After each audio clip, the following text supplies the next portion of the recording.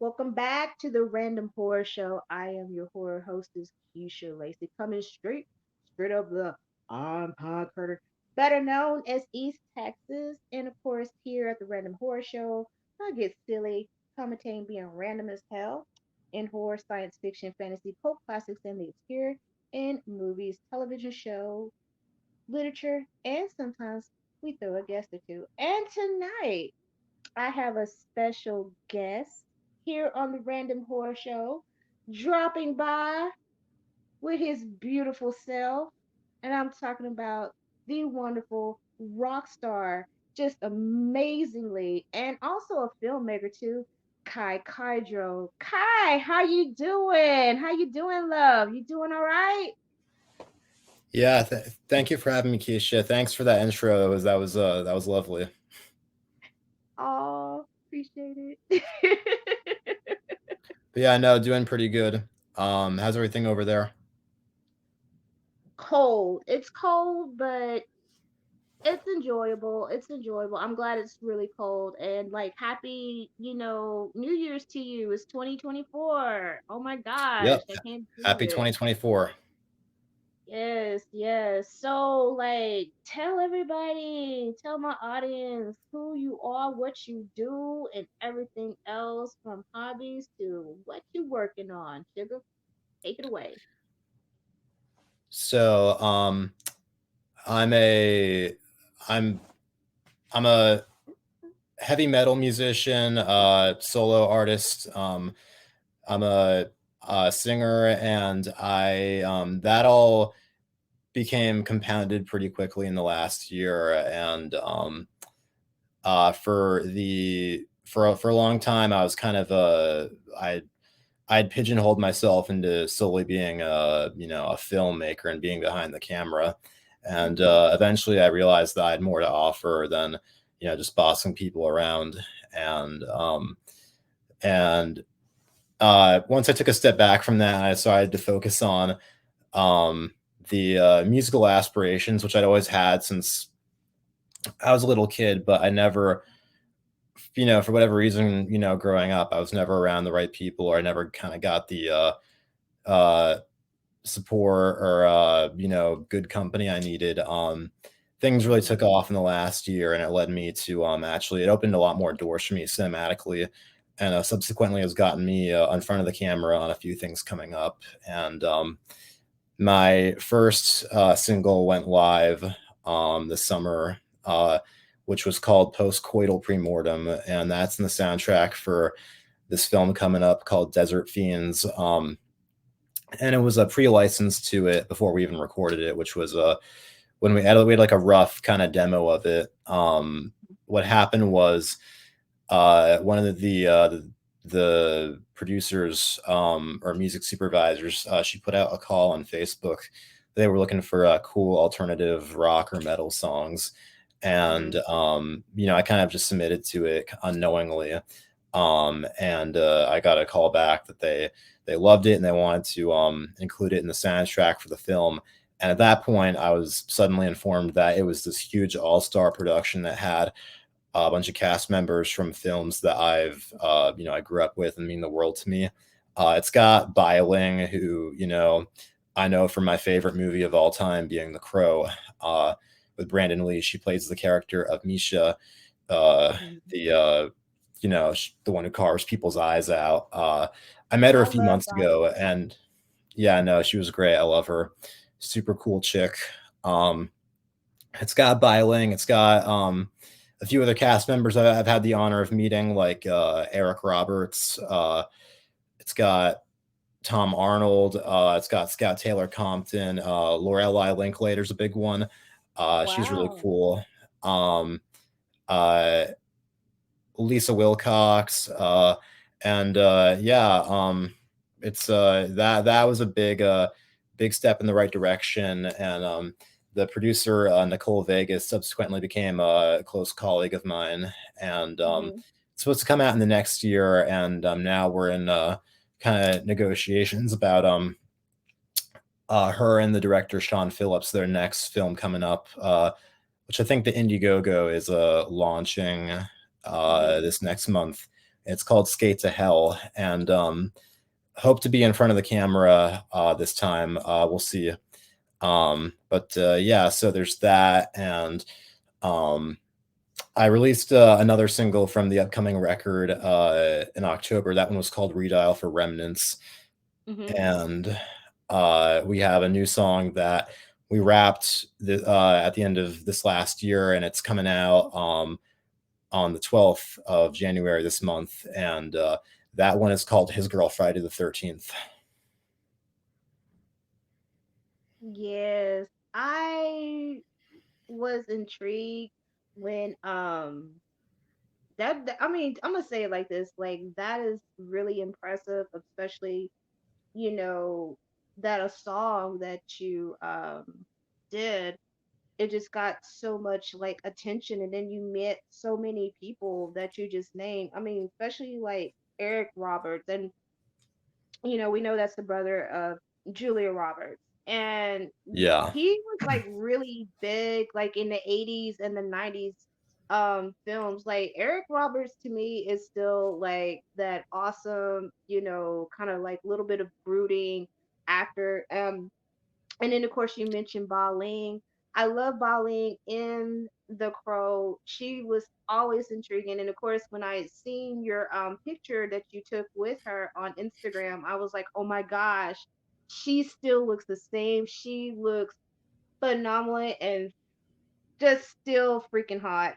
I'm like, damn, bitch, you still hot. She is hot. Like, I was like, damn, I want to grow up and be just like her. But I love like how she still is like herself, she never changed anything, or try to like slip into something different, but she is still herself. And that's like one of the things that when I looked at that photo of you and her, and I was like, oh my God, that is like so cool, like really, really cool. But your video post coital pre-mortem, now I watched that video. I love the whole style of that video. And it has that noir, gothic feel with it. You have a detective, and then you're dressed up in this really beautiful, like red dress, like the day. You're singing with, oh my gosh, I was like, Lord Jesus. And it just took me back to like how in the 80s with New Wave, of like, you have singers like Philip Oakley from Human League, Prince. Back then, you have that you actually have this androgynous look, and that is one of the things that like, which I fell in love with Philip Oakley, because he was that had the androgynous look. And by the way, you are wearing an eyeliner like a beast. I fucking love that. But Well, when thank I you. seen you, you're welcome. So when I seen you and then heard your music, it just brought me back to like my childhood of how much I love, the androgyny look. And it also, I was reading that you are a big fan of Alice Cooper, and Alice Cooper is one of my favorite, you know, artists. And I loved Alice Cooper ever since I was a child. And like the whole rock and roll scene, he was just so like freaking amazing. But your music style, I really love it. It gives me that real like nice kind of like industrial 90s, but still have like that really grinding heavy metal feel with it. Which is something that I really don't hear a lot when I DJ and like around where I live. But I'm glad that like the like whole heavy metal like rock scene is still like thriving.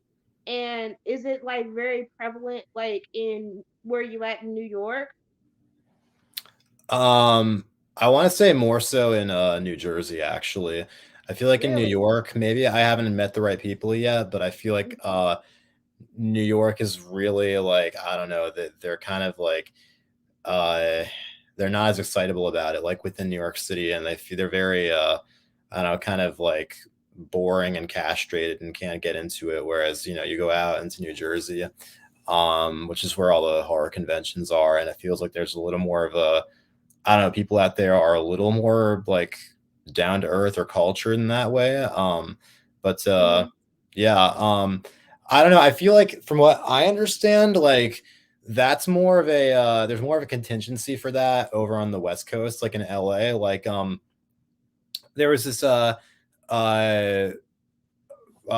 rock publicist who I had a phone call with recently, and it didn't end up. She super renowned and super expensive to retain her. So obviously had to put her on the back burner for hopefully a later date. But she was really nice. But we were talking, and when she was kind of riffing with me, she was like, like, oh, I could really see it, like like Kai, most like controversial, shocking rock frontman to come out of 2020's New York City. And I was like, well, I mean, I'd take that, but like, I don't think that would be much of a, I don't think that'd be a hard thing to do because I feel like, if Hmm. that, like, if I was living in LA and that, like, was suddenly like a claim to fame or some kind of calling card, like, I feel like that would be like, greater, uh, accomplishment. But in New York City, I feel like, I don't know. I kind of feel like the odd one out, but I've slowly been meeting people who are not necessarily aspiring towards that, but they're open minded and they have a certain musical verisimilitude or versatility, and we if for the next video we're getting ready to shoot for my song "Read Out for Remnants," we're hoping to have like a few like a backing band in it, and there are a few folks who I've been talking to who they seem pretty cool. And I mean, the other problem is that like metal is such kind of a and rock, these are very broad terms, and there's kind of a this like polarization where you know there are like one or two clubs that are supposedly like like metal clubs Hmm. around here. Like there's one that my buddy used to go to, and apparently Jessica Pimentel used to work there back in the day before Orange is the New Black and before she started her band. This place called Lucky 13, and there's another place just like it called Kingsland. But Hmm. honestly, like I've been there a few times. I think I got kicked out of Lucky 13 when I went there when I was underage a few times. But yeah, like, but that, like, at a place like that, like, you go there, and if I say like, oh, I'm like industrial, I'm in the vein of Rob Zombie, like they're gonna be like, "Yeah, that's for pussies, man. We don't like that." And I'm like, what do you like? And they're like, the bands that play there are like, there's no groove, there's nothing. It's like all these like ugly big bald bearded guys, and it's like the drums sound like a typewriter and the Hmm. guitar sounds like pulling a chain on a lawnmower, and it's like, what the fuck is this? Like I don't know. So, and then the other side of that coin is you get bands where like, oh, we're a rock band, but they have no like theatrical quality whatsoever.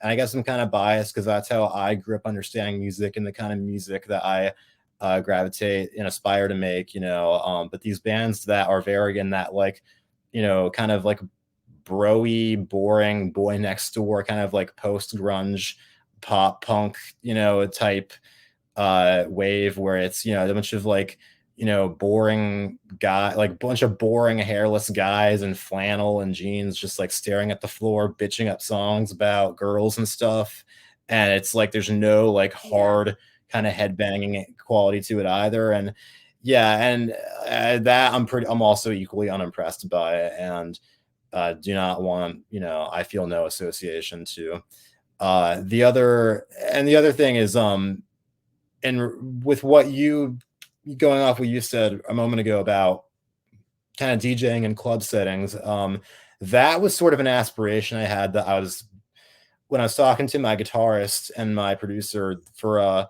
the Redial for Remnant song. Like it has, because it's metallic, but we wanted in its industrial quality, we wanted to have kind of like, oh, this is like the song at the club that like, like that have that kind of like upbeat, like and kind of electronic big beats type essence to it at the same time. Yeah. And that was a fun experiment. And the biggest compliment I think I got actually was from a number of people who came to the same consensus, was that they were like, This reminds me of the song from the opening of the Vampire Club in Blade with Wesley Snipes, and I was like, well, shit, I'll take that.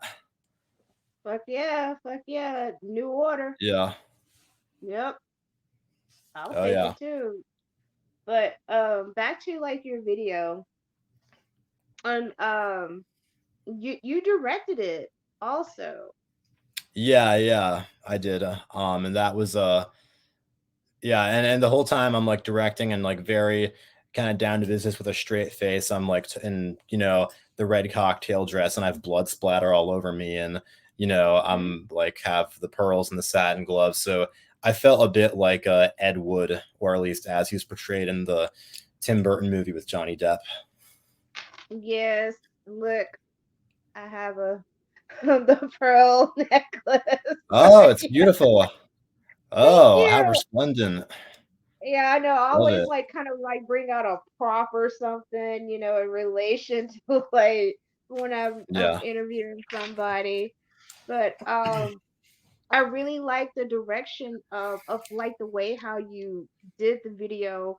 It was just like you had like all this grime, this smut, and I really like just like I just savored it. I just like gobbled it up.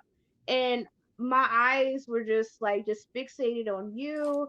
And then you had the sigh, and I was like, okay, like Yeah, I've always, girl. with all due respect to Alfred Hitchcock or Brian De Mhm. Palma or whoever, I think size, those three prong daggers associated with martial arts, I think those are a lot sexier than butcher knives. Yeah, they're offensive weapons also. Yeah. Yeah, I did some martial arts like back in the day and stuff, but yeah, I Oh love yeah. the side. I love that. It Yeah, we're gonna really bring them brought back for like, this next video too. oh hell yeah, shit. That's what I'm talking about. Shoot. But Yeah. the guy who who was the detective, like, and of course, like at the end, you're smashing his eyes out, and I was like, ah! I'm like, it just blew my mind. And like, who was that guy? Like, how did you just manage to like, okay, I'll be the detective. I do all this and Oh, everything else. But he was like uh, really wonderful. no, yeah, no, he's a close colleague. He's a really good dude. I've known him for a few years. Larry Stephen Hines is a really good guy. So we shot the music video in the basement of this lounge on the Upper West Side called Picarna. Hmm. And when I was location scouting it, he happened to be there, and I've known him for a few years, and he uh, sings there like every weekend. So, Hmm. and he has a very multifaceted career. So he's a lounge singer. On top of that, I believe he was in 30 Rock.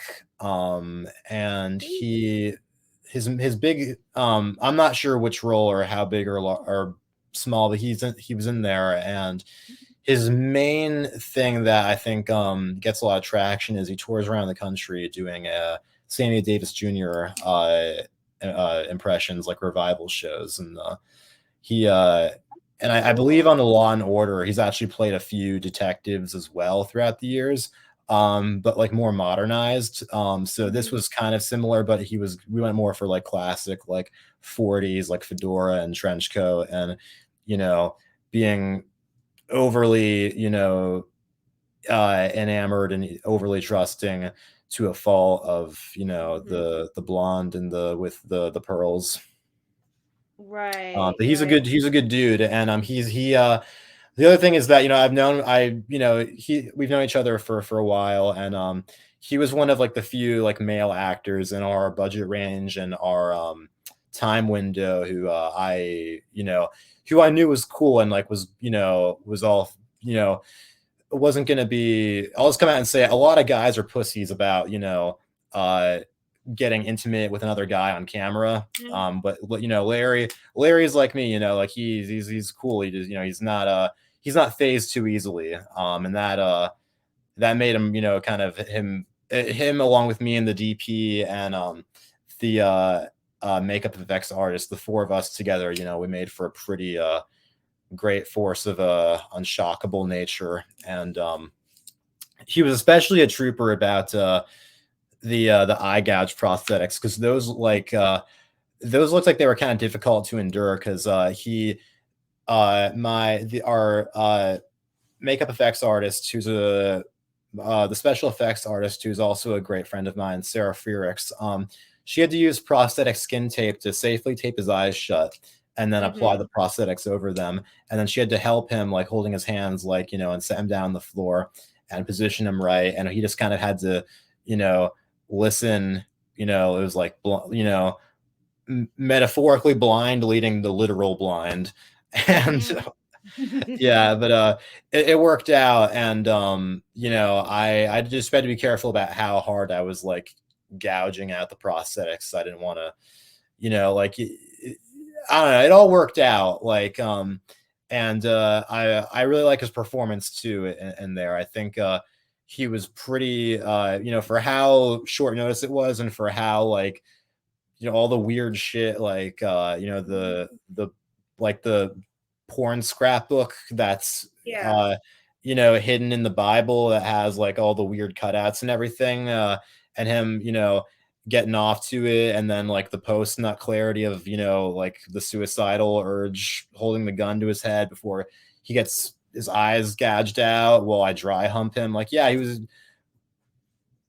great. He was super professional, super gentlemanlike. I love him. Larry's a good dude, and I hope to work with him again soon. Well, it like shows like in the video like how everything just worked out perfectly, just Yeah, with the special effects makeup, and then like how the subject matter was in it. And of course the subject matter was like he opens up the Bible and there's like all the nudies and the porn and stuff. And I was like, wow. And I was sitting there thinking, I was like, that is just some East Texas shit right there.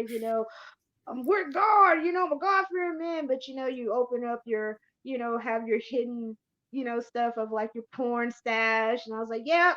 yeah, I was like, yep, like that's basically like how some of these motherfuckers down here roll. So, and I yeah. And used you'll to work notice. in an adult film store too. So yeah, you have Oh, those no people way, around really? like, oh, oh, I hope you don't tell nobody. I'm like, bitch, I don't even fucking know you. Just get your fucking porn and go. Is that how small the town was? No, it's or a or with little. or maybe it wasn't that small. It's just that they were just that fucking paranoid, right? They was that paranoid. They were very, very paranoid, and I'm just like, Oh man. nobody cares. No, I Go mean, get your double fisted, dildo and like, yeah, whatever like gonzo porn that you're getting. We don't give a fuck. I'm just getting your yeah. money.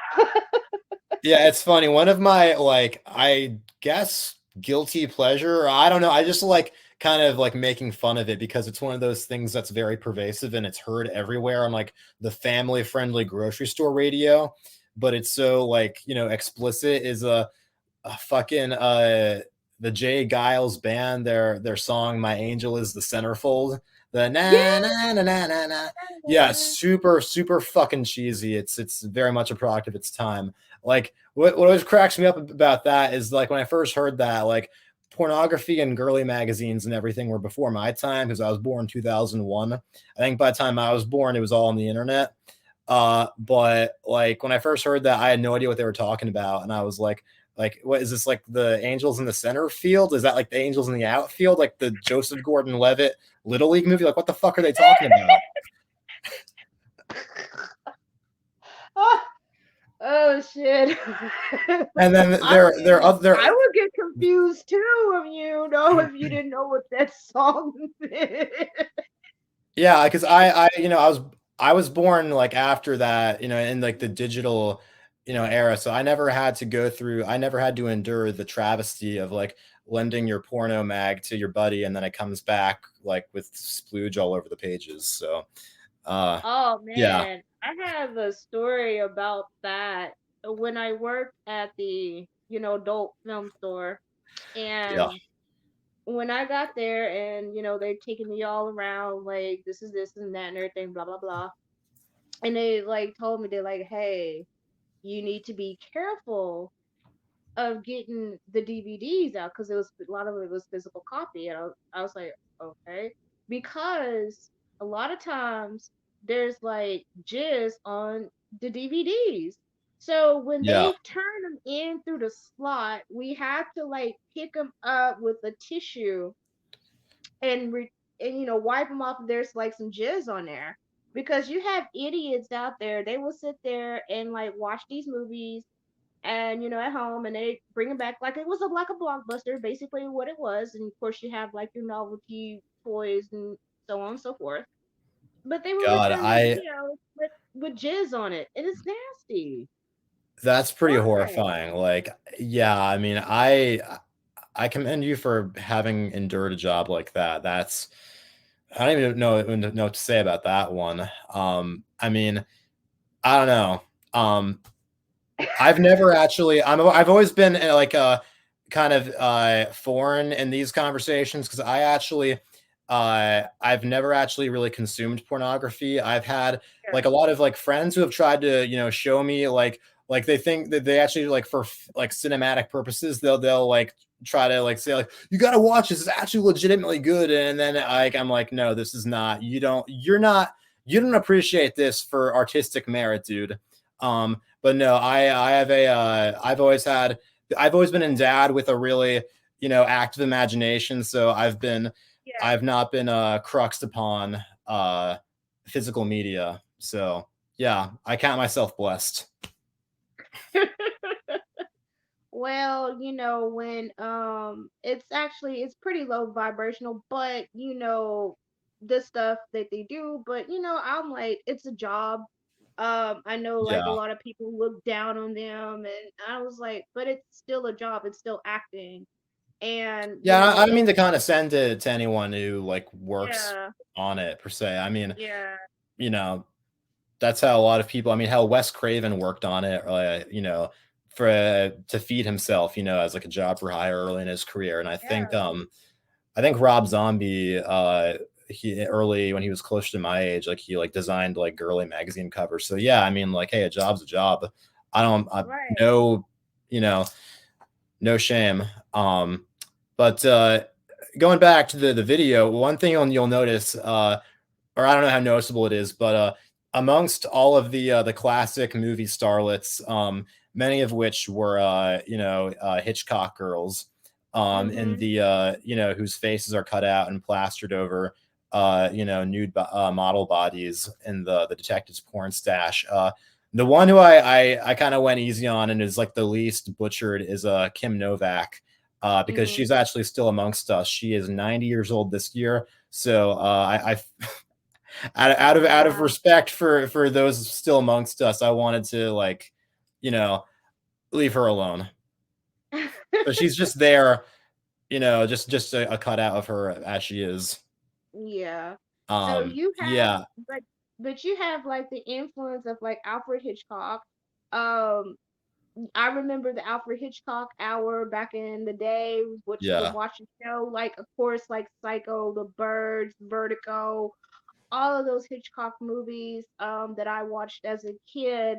And then, Rob Zombie, like I said, I did my research on you, and also Sam Raimi and Tim Burton. So like what was like the attraction to of like all of these people of having like such a big influence not only just in film but like the style of film of like how they create like like the gothic horror. Of course, like Tim Burton, he has like that gothic horror, and I love like him in was this movie back in the 90s, it was called Singles, and he did this little cameo. Yeah.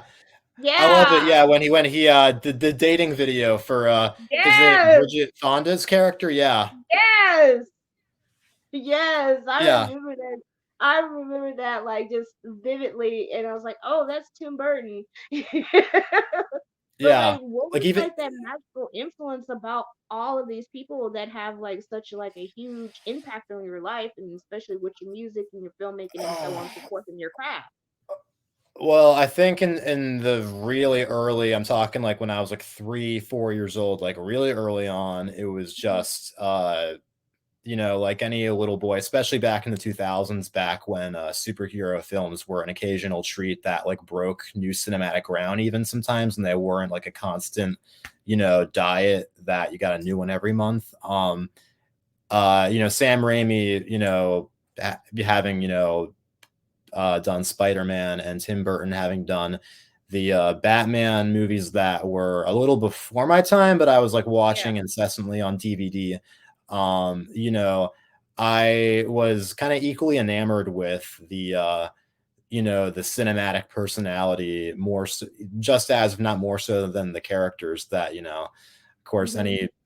you know, any wee lad loves. And that led me to, kind of digging deeper and searching for more of that outside of those characters, and that led me to retroactively discovering with Tim Burton, all of his movies, and with Sam Raimi, like discovering Evil Dead, and how he started out as as just like some kid from middle America town, and he went and he with his friends made a movie out in the woods and everything. And um then I think and both of them, I think, especially Sam Raimi, were, and most filmmakers, have some kind of Hitchcockian influence because he was just, Mhm. he was around that long ago, and it's been so long.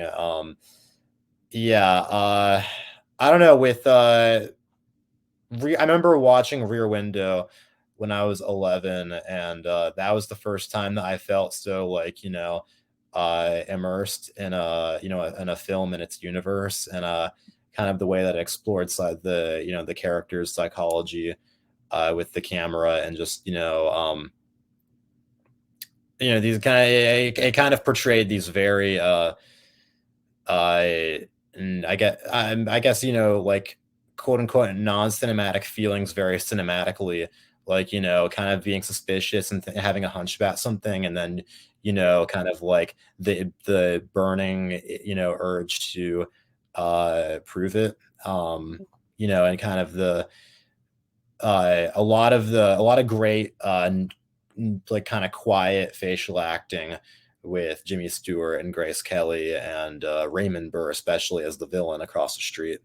And yeah, um, then you know um, Rob Zombie. I mean, I always loved his music. He was always one of my biggest musical inspirations, and then his films. I think that was kind of the big catalyst and turning point with me. When I realized that that you can do both. You can be both a Mhm. musician and also have a cinematic life as well, and it's possible. And I feel like what especially Rob Zombie and Tim Burton have in common, and that really stood out to me, is that they're like there's not these boring like you know suit wearing, castrated, director type guys who, Yeah. are very like by the books and down to business. They're very they come from kind of a different art form. Like Tim Burton was an artist and a sculptor and a stop motion animator.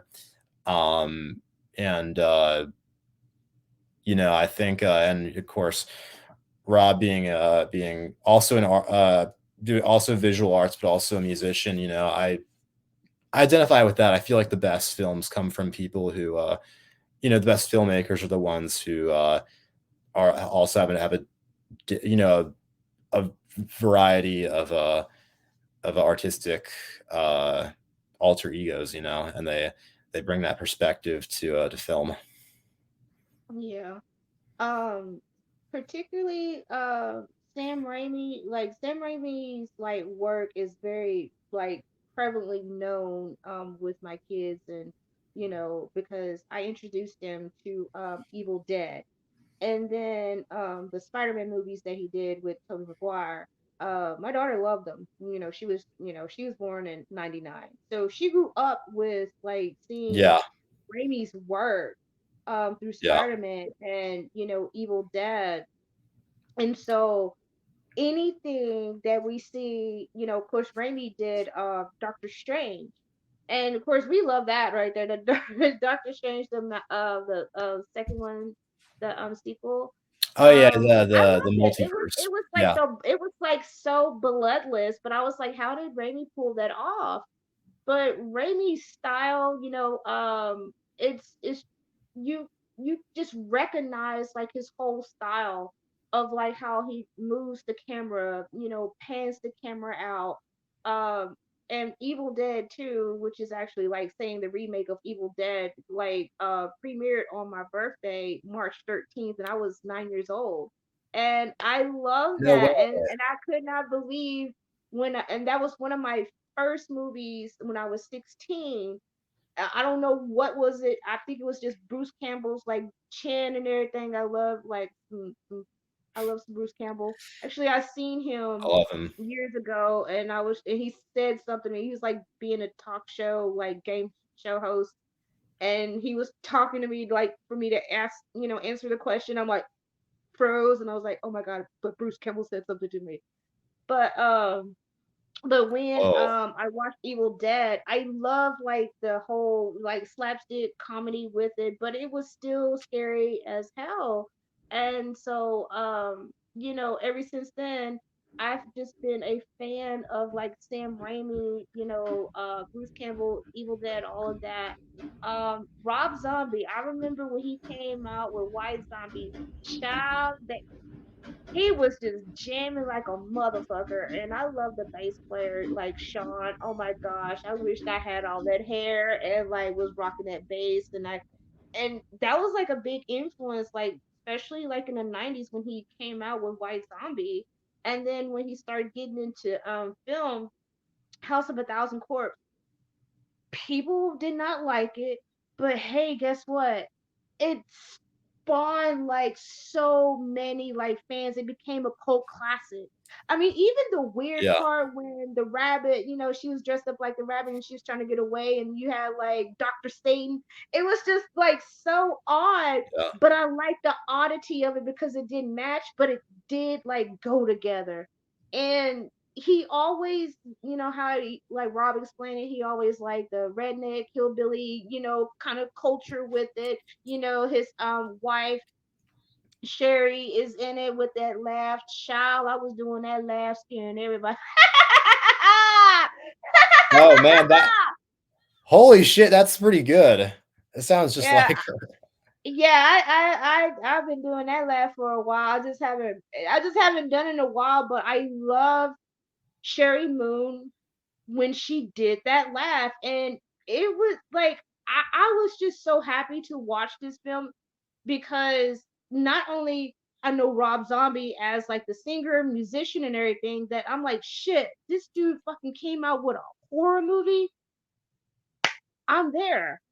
And I loved it. And my sister and I, we love The Devil's Rejects. That is our favorite fucking movie. The Yeah, it's Devil's up there for Rejects. me too. That's my Yeah. sister's favorite movie. Yeah, no, it's mine. It's mine too. I felt really blessed. It's like a three-way tie between Devil's Rejects, The Crow, and Rear Window. But the Devil's Rejects, like, holy shit, yeah, I felt really, really privileged in the last year to meet Lou Temple, Adam Hmm. Banjo, and actually a couple Wow. times now I've met William Forsythe, and he's a really cool guy. And it's funny because like the Sheriff Wydell, he's like the walking, talking figure of intimidation, but like Yes. William Forsythe is like the sweetest guy ever. He's like the most down to earth guy ever. Yeah, I love him. He's great. I seen him in Houston back in August. It was the Houston Horror Film Festival, and I seen Yeah, him, and all of a sudden I was like, I'm scared to go over there and say hi to him because of his yeah, characters. His characters scared the shit out of me. What he played, yeah. I he's feel like like fantastic. But I was just like, oh, it's him. And I was just like, oh, okay. I don't know. I got a little shy with like, I don't know why I get really shy with people. I was even shy meeting like Tom Savini. Oh, I I heard he's a real nice guy though, right?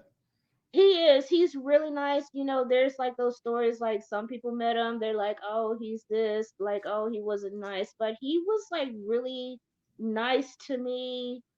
We took a picture together and I'm sitting there flubbing, like just stumbling all over my words, just stuttering because it's Tom Savini and I told him, I was like, "Look, Dawn of the Dead, 1978. I was born in 78. You know, you scared the shit out of me with your makeup." And he was just getting on, really getting um down his craft, of like special effects and practical effects. And I know those zombies were like blue as fuck, and I was like, boy, these zombies are ashy as hell. And I was like, they need some Vaseline, they need some lotion. But it still scared the shit out of me as a kid, just watching it. And he just got so like just amazingly great, all through the years. He has like a special effects school in Pittsburgh, because that's where he's originally from. So there's a people that go there to join his like school to like learn from the best. I mean, there's like so many like people out there that are like really amazing, especially in the special effects department. But I met Tom Savini and I was just like, I'm like, my little dream just came true, you know. Ever since I've seen him, and from Dust to Dawn, he played like was his character Sex Pistol, and he actually Oh yeah. autographed me that picture and everything. And Oh, I was nice. telling my brother that, and I was like, I said Tom Savini. He's like, who? I said Dust to Dawn, the dude with the dick pistol, the dick. He's like, oh, okay, I remember him. He's like, man, that's pretty cool. I was like, yeah, I know. I was like, I was tongue tied, talking to him. But he was great. He was really he's such a gentleman. He was such a gentleman.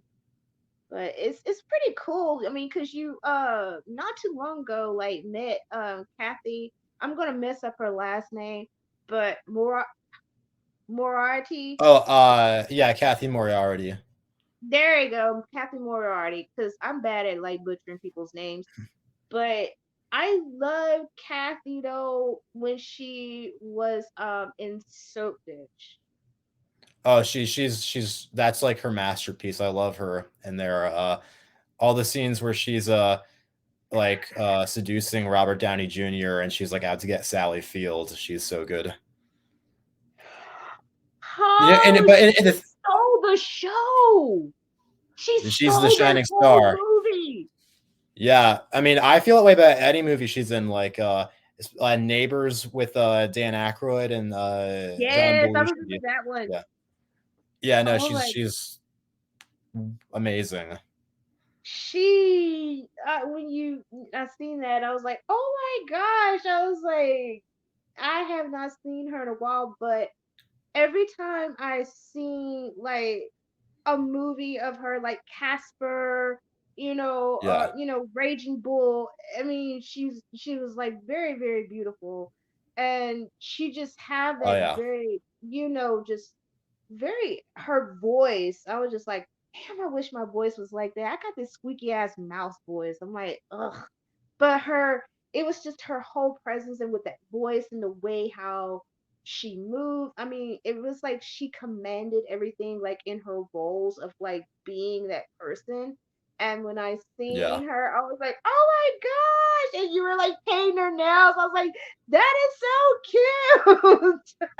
Oh yeah, no, that was a truly surreal moment, and yeah, and a few growing up, having seen all those movies, yeah, I mean, I yeah, I was pretty in love with a number of those characters, so that was like a boy's dream come true there, her having me. And she liked my nails so much, and she was like, the way I had them painted at the time, and she was like, "Oh, can you Mhm, paint mine?" And I was like, "Holy shit!" And she was very cool. I mean, actually, because I showed up there hoping to meet her, like she was kind of at the convention center, and then I was like, "Oh, I wonder where she is." And then like I was kind of wandering around, like trying to figure out which room she was in, and I Mhm. the you know the I'd stumbled into one room and I was looking around, and suddenly I hear like, "Wait, who is this guy? He looks just like me when I was young." And I'm like, "What?" And I turn around and I'm like, "Wait, that's Kathy Moriarty." And we that the ice was instantly broken, and yeah, I like her. She's like well, for all her characters were kind of like, uh you know deviant. She's just like them, but like the good version, of that. She's very outspoken, and very I don't know, she's just she's very radiant. She's fucking awesome. I love Kathy Moriarty. She was very cool. Definitely one of the best entertainers who I've had the honor of meeting. Yeah, no, it was surreal. I bet it was. I mean, shoot. Like it's Kathy Moriarty, and then you're just like da da da da da da. Just like, oh shit, hey. But I Yeah, know that was like a really like just an amazing experience and very surreal to like. And they always say never meet your heroes, but I met one of my heroes and he was super nice.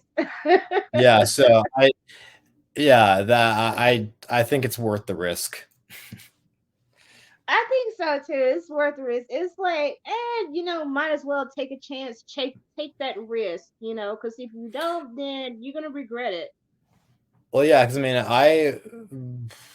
the part of what brought on me finally getting in front of the camera, and also, beginning my music life, was, meeting a number of these people, and them, speaking, meeting like the stars, so to speak, and them saying like, "Hey, I really think, you really have potential." It was back before I ever expressed any of that, saying like, "Oh, you would." You seem like you're so photogenic. You should get in front of the camera, or you really, I feel like you really kick ass, singing. And that was something that I wasn't getting from the people around me who I was working with, because part of the whole thing, and it's all bullshit, is like, when you know when you're trying to do anything artistically, oftentimes like you're not going to get any support from your peers, because they're, I don't know, like it might be that I was amongst the wrong people, or maybe I was amongst people who you know were of like homogenized taste, and they Yeah. or I was amongst people who, like, for whatever reason, they're not going to say, they're not going to, like, the people who I made, like, whatever shit I made, from ages like 18 to 20 with, like, they're not going to tell me, like, they're, what Kathy Moriarty said, like, they're not going to say, like, they're not like, because they're too concerned about themselves, and their egos, are trying to get their foot in the door. So some of the, and having met a number of my favorite entertainers, that's where like the biggest spiritual nourishment has come from, actually. Awesome. Awesome. Well, are you ready for some random trivia?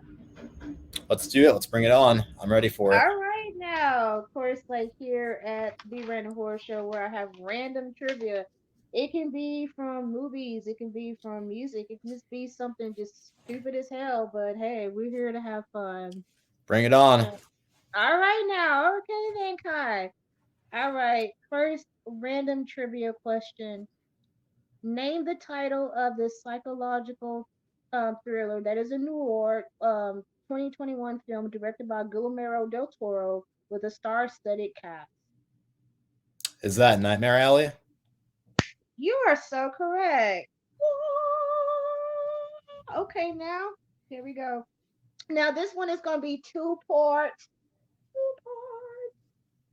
It's a two-part one right here. You should get this one right here. I kind of went a little bit, easy on you. I did. You should know this, but if you don't, okay, I understand. So, first part question: can you tell me Alice Cooper's real government name? It's like Vincent Damon, There you go. or, His name or is it's some. Vince. I may be butchering his last name. It's like Damien Damon. I don't know. I haven't stalked him enough to, he doesn't have a memoir that I can dig through. I've just watched like his interviews and stuff. Yes, it's Vince or Vincent. That's correct. Just his first name. Now, this is the second part of that question. In this 1984 horror film, Alice Cooper plays a rock star that it goes back to his childhood home to record a music video. What is the name of that film? Holy shit, I don't know it. Can you please tell me so I can go and watch it? And it's another favorite horror movie of mine, Monster Dog. Monster Dog. Yeah, see, this is why we're Monster we're doing Dog. this to commune. Yeah, and gotcha. Yeah, I mean, um, And he's out you of his know, makeup too. He really is. He's out of oh, makeup in this film right here because I was like, who the hell is that? And I mean, I'm about like, because it came out in '84. I watched it on VHS. So I was like 6 or 7. So I'm looking, I was like, who the hell is this? And I looked, it was Alice Cooper. I was like, no, that's not Alice Cooper. That's oh not. wow. Yeah, he looks so different, without his makeup. But then he put some makeup on, and I was like, oh, okay, then that's Alice Cooper. But yeah, Oh, now the full, coop is here. Yeah, yeah, he's also pull my he's ass another out a little.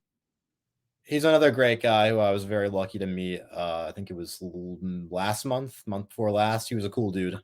That's fucking awesome. Oh my god, Yeah. I'm jelly. Shit, you Yeah, sound no, so it was cool. it was a long journey to Philadelphia, the middle of nowhere in Philadelphia. But What? yeah, no, he was for Monster Mania, but yeah, no, he was a great guy. He wrote Yeah, his Bible verse on his the I we took a photo together that he I then printed out and he autographed, and I think it's Galatians 2:20 is his Bible verse, but yeah, he's a good dude.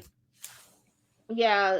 I remember he used to get like a lot of flack back in the day, but he happens to be like a really like cool Christian guy. I mean, he's like big into Jesus and stuff, and people Well, just thought like, oh, he's all like this, but he was just that was his shtick. He was a shock jock rocker and everything. He was shocking people. That's the reason why I love Alice Cooper because he I love the guy because he did that. But then when you're like in his personal life and all that, he's just a real cool, guy. And people just thought the wrong thing about him. But I was just like, yo, he's just singing rock and roll and everything.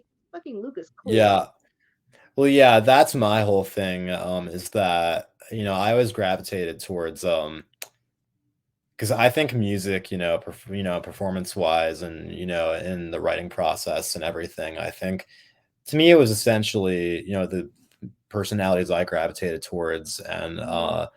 it was the same thing as acting, really. And you know, for some reason, a lot of people don't make that correlation. A lot of people recognize that, say, Alex DeLarge. People recognize that he's not that Malcolm McDowell is not Alex DeLarge from Clockwork Orange. They know Malcolm's, the good guy goes home, after work playing whichever crazy character. People Hmm. recognize that, like, Sharon Stone isn't Catherine Trammell in Basic Instinct. It's a character, but people Hmm. don't really for some reason that people don't delineate that with music. And then that's where you get, the Alice Coopers and the Rob Zombies and the Marilyn Mansons. For whatever reason, like people take that face value, and to me, it's like, well, it's just a fucking character, and that I that's what I aspire towards. It's like it's acting. And I get it. Because I think because people kind of are, I guess, are accustomed to music that is autobiographical in essence. There are a lot of you get a lot of that, and I want to say like country and indie rock, like Hmm. Dolly Parton is Dolly whether she's on the record or not, and like Elliott Smith, God rest his soul, is like Elliott, in character or not, and I respect that, and I love both of them, but to me, like that's just not what I'm interested in doing with myself personally. To me, that's like saying like as an actor, I have to play, boring every day, like, just fucking guy on the street, or like saying that as a filmmaker, I have to, I can't make genre pieces. I have to make boring fucking drama pieces where it's just people like in their everyday life and everything resembles reality and the whole film is cutting back to the character's stupid iPhone screen. It's like fuck that. It's like create alternate universe. You damn right. I can't do So boring yeah, shit. cheers to Alice I Cooper. can't do basic shit. I'm like, I'm too fucking Yeah, extra. I can't do basic shit. Let's go ahead and with sorry, the resuming. third. Let's just go with the third one. I know this one is gonna be like silly as hell. Since you are a New Yorker, do you own a Yeah, pair of Timbs? I'm sorry, Do you own a pair of Timbs? I don't know what those are, but I don't have them. You know what? That's pretty cool. You're the first person that I know that's from that lives in New York that don't own a pair of Timberlands. 'Cause people, Oh, Timberlands. yeah, No, you no, have I some don't own Tim. those. No, no, no, no, I don't have those. I have Harley Davidsons. Yo, I was in Nashville and they had some Harley Davidson boots because, Nashville's like, I don't know, like they're more serious into like wearing cowboy boots than they are in Texas. Because I'm walking around like, I damn, mean, y'all serious with that shit. So I walked into this store and they had nothing but cowboy boots, but I seen some Harley Davidson boots that's like right up to the knee. I was like, now I want those. Those are like my type of boots that I love to wear. yeah. Cowboy boots? No, fuck that shit. I tried. I'm Uh, like, I, it's I, cute, but I'm assuming that because it's New York, that Timberlands are totally like, what the hell? Those aren't cowboy boots, are they? no, Timberlands are not cowboy Okay, boots. okay. Yeah, I They're thought like, not because it's yeah. nah, I nah, thought nah, I nah. thought not, but okay. Well, I would sooner, and I actually have I have no issue with wearing cowboy boots, but I feel like I don't know what Timberlands are like off the top of my head, but I feel like I would sooner wear cowboy boots than Timberlands. So, you know, That's I would okay. just That's okay. I would just kick it like the hellbilly. I would just like I was one of the Rob Zombie characters. Like that. I think. Timberlands are like they look kind of like construction boots, but they come like in different styles. They were like very, very popular like in the 80s, especially in the 90s, excuse me, especially like with the hip hop community. And then it just like grew and grew. Like people like, just like, hey, I want my Yeah. Tims, I wear Tims and stuff. And then it come Right. down here and there's people that wears, Timberlands and I'm just like, what are you kicking? I'm like, never mind. I don't owe a pair of Tims. I'm just being silly with you. Tell you that No, shit's I random. yeah. Well, the one thing I don't know if anyone else like out there knows what the hell it is, but one thing that I was totally foreign to me, and I moved here, and like everyone has it. I'm getting really fucking tired of seeing. I'm getting really fucking tired of seeing Canadian Goose jackets. You know what those are? Wait, those are outside New York City. Not really in particularly, but we do have people that are from that area. They do wear that. It's just very I'm rare getting to see it. to me, it's Very just rare. like I'm like, is this like the fucking New York City version of like Izod or Abercrombie and Fitch or something? Like, I mean, I don't care where you want, but like, I'm just getting tired of it. It just feels like the fucking like, whenever I'm like, speaking acrimoniously about Uh-huh. like about like all like these like boring city fuckers. I'm like these goddamn fucking Canadian Goose wearing BMW driving fucking cocksuckers, like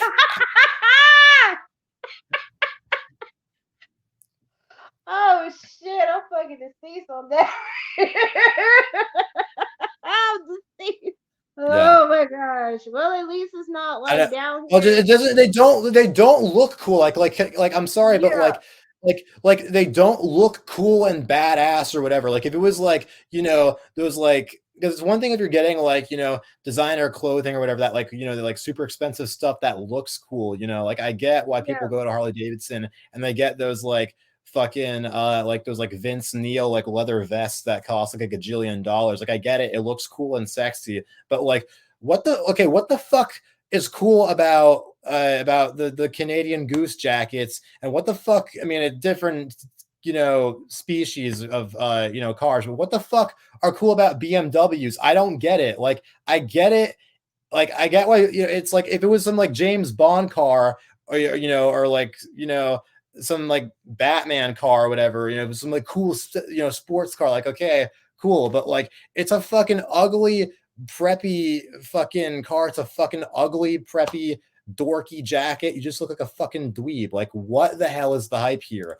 It's like someone put a fucking stupid label on something and jack the price, and that was enough for people to drink the Kool-Aid. Labels. I know you're not a brand person. I'm not a like big brand person to say, and I did go to college for fashion merchandising.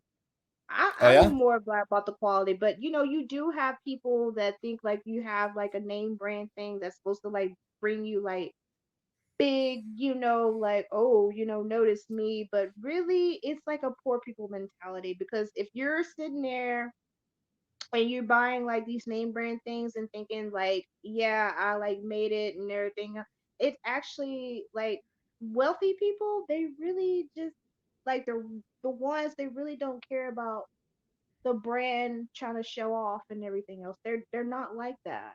And Yeah. like they're not. And Uh, it's more massly like, it's mass accepted like now as like a fashion, fashion trends and everything else. It's mass accepted. So guess what? It's just lost like all of this like shine and quality because it's mass like accepted by everybody. It's affordable now. So yeah, I don't get it. To me, I'm not enough of a consumer to, and I'm not saying that with some kind of like self-importance. It's I mean, maybe, but like the reality of it is that like that's just not my mentality. Like, right. like even just like and consuming the things that I like, like I go on to streaming services, like what all this new smart TVs have. Hmm. Like I always go on to those things looking for something in particular, like last night I got home and I was like, I'm gonna like download whichever app so that I can look, because that is where Obsession, Brian De Palma's movie, one of the few ones of his I have not seen yet, which has Cliff Robertson, who is Hmm. Uncle Ben in the Sam Raimi Spider-Man. It was one of his Hmm. earlier films, like, oh, it has him in it and yada yada. And I downloaded whichever app so I could go and I could watch that on there and everything. And like that's my mentality, like or another example, like at one time in the last few years it occurred to me like, you know I really like Ivana Lynch, the actress who plays Luna Lovegood in Harry Potter. What the hell else is she in? I love her. I loved her as Luna. What, I need more of her. And then I go on to her IMDb and then I'm looking at what else she's been in, and there was this obscure, like this like kind of indie Irish movie she was in a few years ago, that subsequently I've seen it like 10 times. I bought it on Amazon Prime Video and I have a digital copy I've watched like 10 times, called My Name is Emily, and it's this great coming of age film about this precocious young lady who she goes on a road trip with her new friend slash love interest to Spring, her father, who is a writer out of a mental institution. And but again, like I went onto whichever streaming app, looking for something with an agenda, whereas I feel like a lot of people, the way everyone talks now, like they use this term that pisses the fucking shit out of me. I hate it so much. They call everything content now, and it really it chips away at my soul.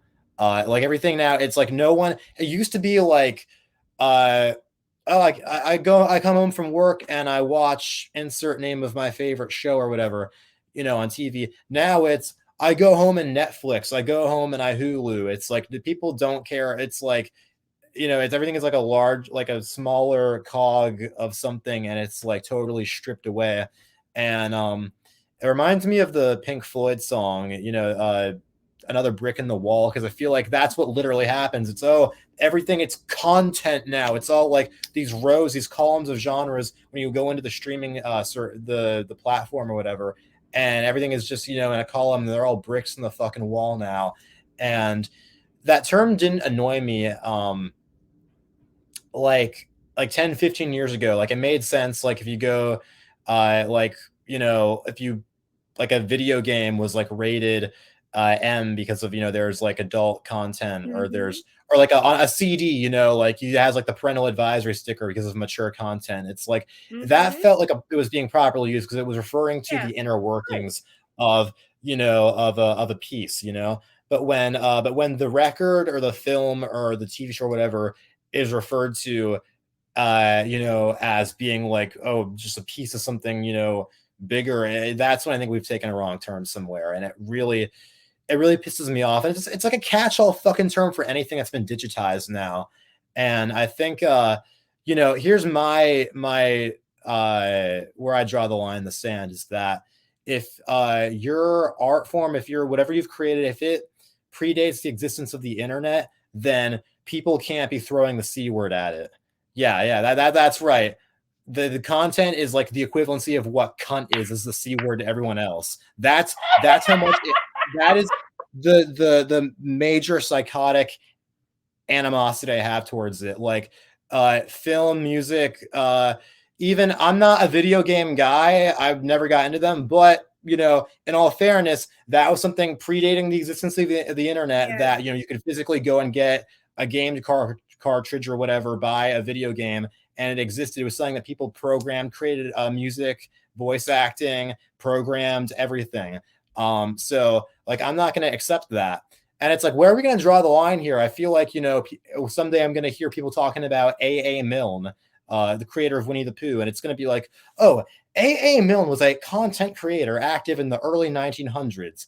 His work on the extended Winnie the Poohniverse created, countless revenue streams and content for Disney Plus, like, what the fuck, or like, I don't know. I feel like even just like it's gonna get really exaggerated. Like I'm gonna be at the bar, right?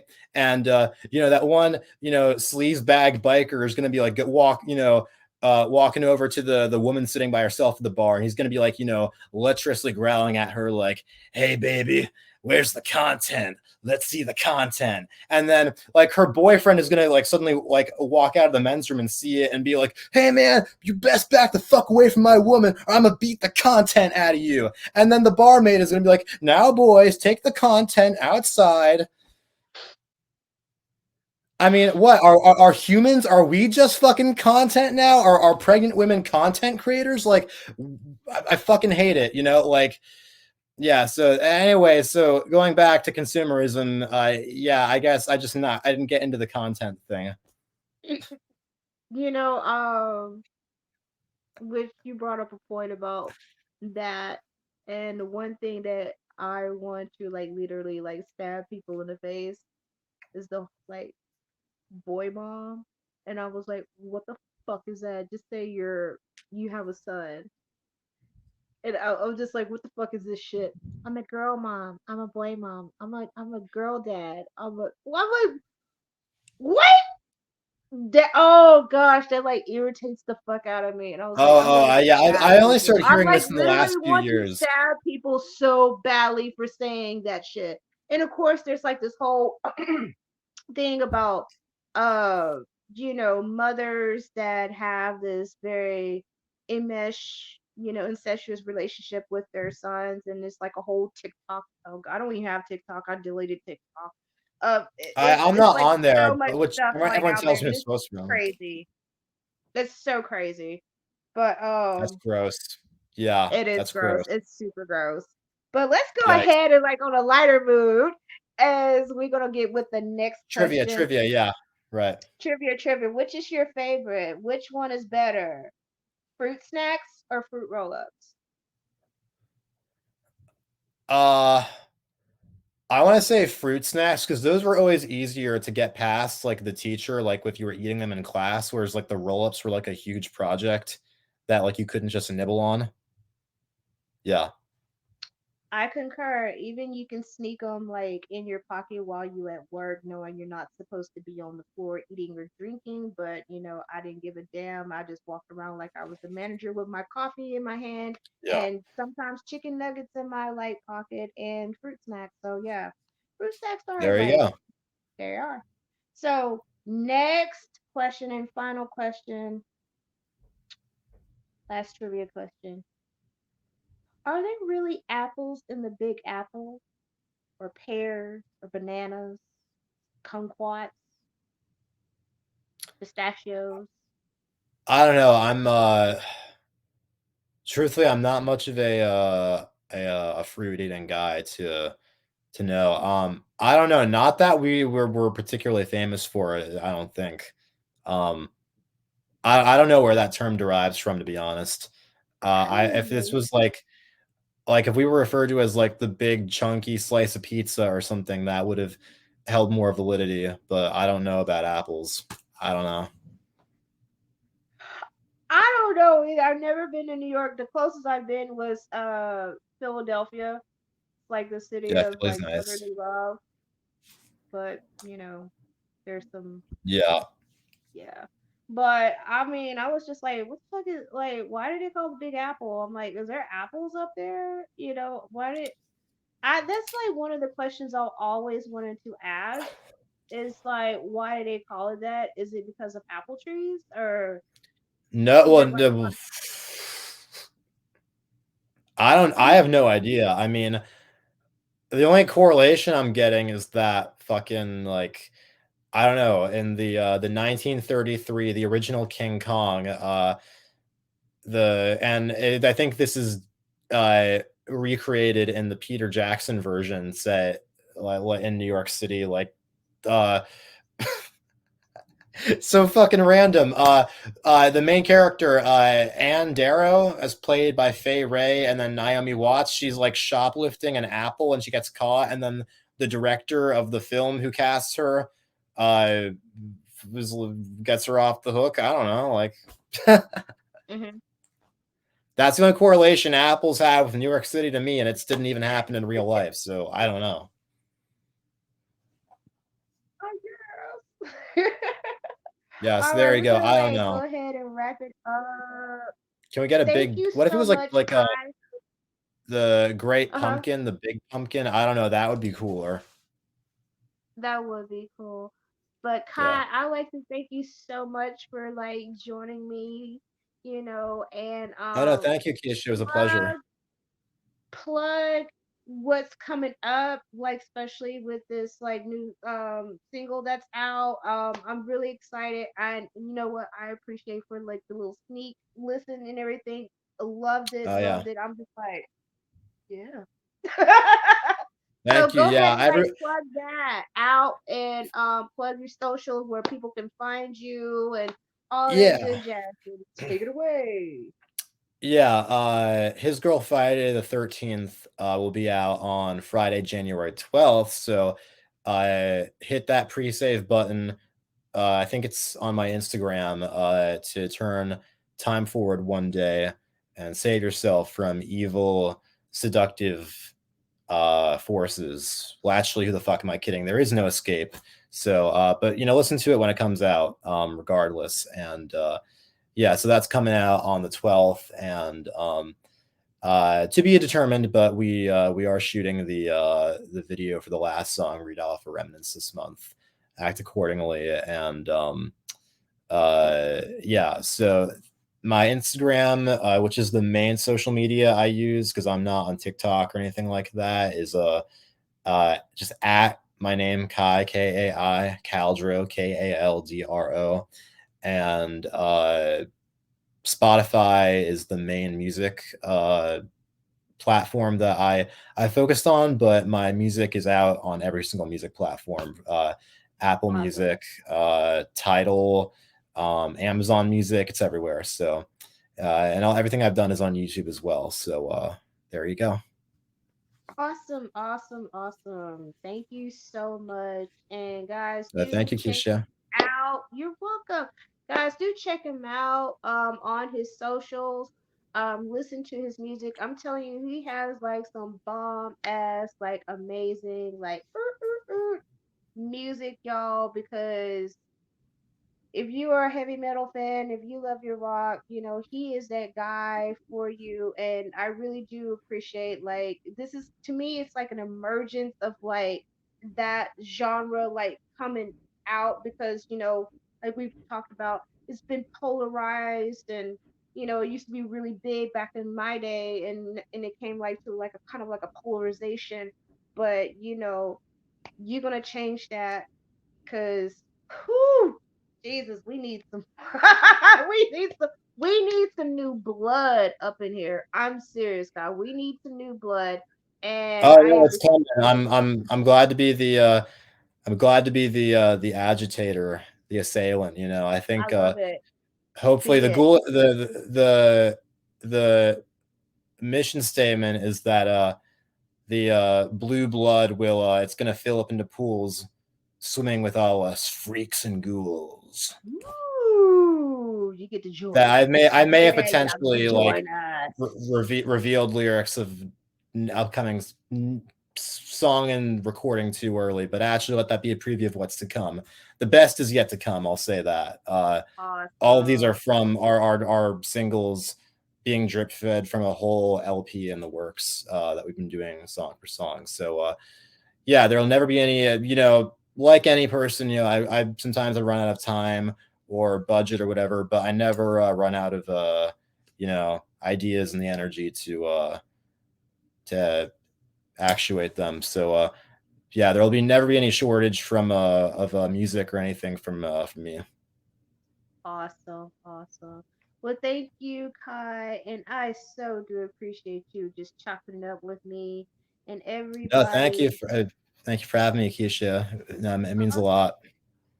No problem, no problem. And of course, y'all can catch me on Instagram at the Random Horror Show, Facebook, and you might be seeing me on Patreon in a little bit and YouTube also. So like, Oh man, guys, you got Patreon. You got a whole like inner circle of loyal followers, man. That's good. I need to get on one on that myself. yeah, for real. That's I said. Might as well just do something different. It's 2024, so yeah. And if you are a indie, filmmaker, author, horror content creator, content, not to make it Oh up, man, you're good at your art, okay? You're good at your art and everything else out there. You can drop me a line at the random horror show at gmail.com. And thank you all. Appreciate it. Your listening ears. I'm Keisha Lacey, and this is the Random Horror Show. drop her a line. She's a groovy hostess.